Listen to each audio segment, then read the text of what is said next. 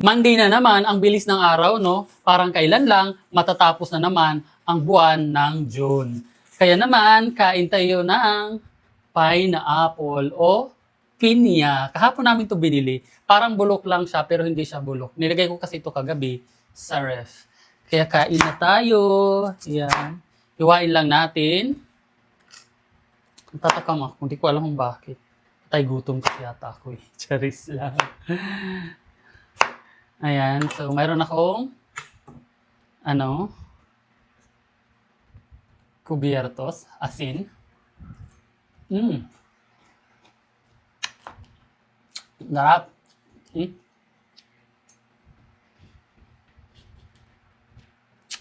Sarap. Malamig siya.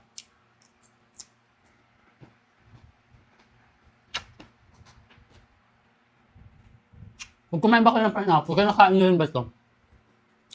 Yung iba kasi natanggal, pero ako hindi. Sayang kasi.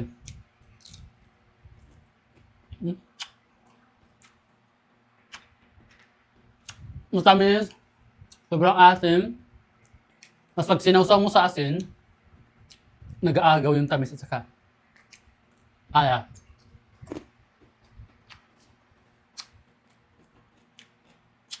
At.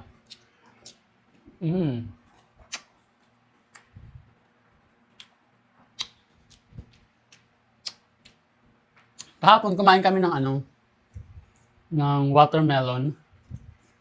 Hindi lang ako nakapag-video kasi galing kami church, pagod pagdating.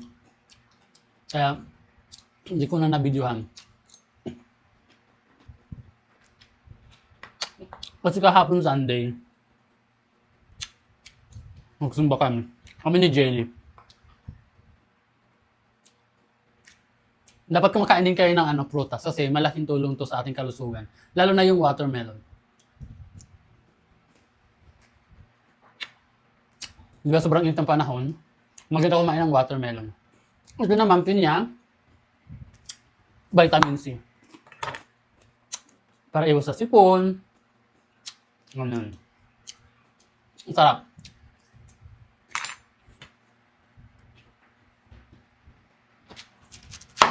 Kain pa ako. Itira ko ito kay Jelly. Pupunta kasi siya mamaya.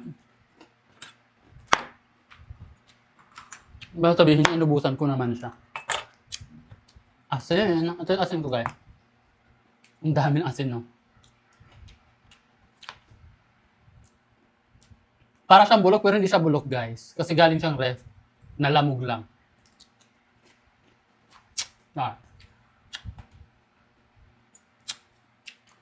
Busog pala to, no? Siguro dahil ako lang kumain ng kalahati.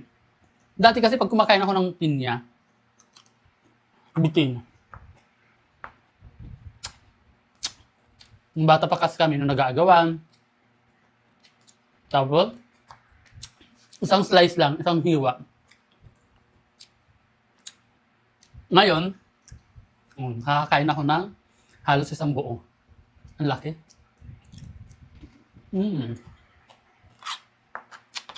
Masarap.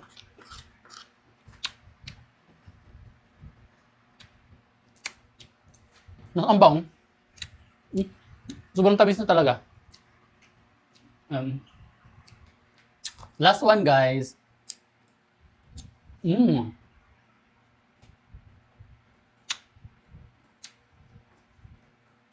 Masarap na sa asin.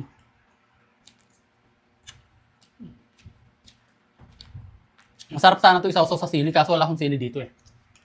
Naubos. Yun lang, kaya kumain na kayo ng prutas, okay?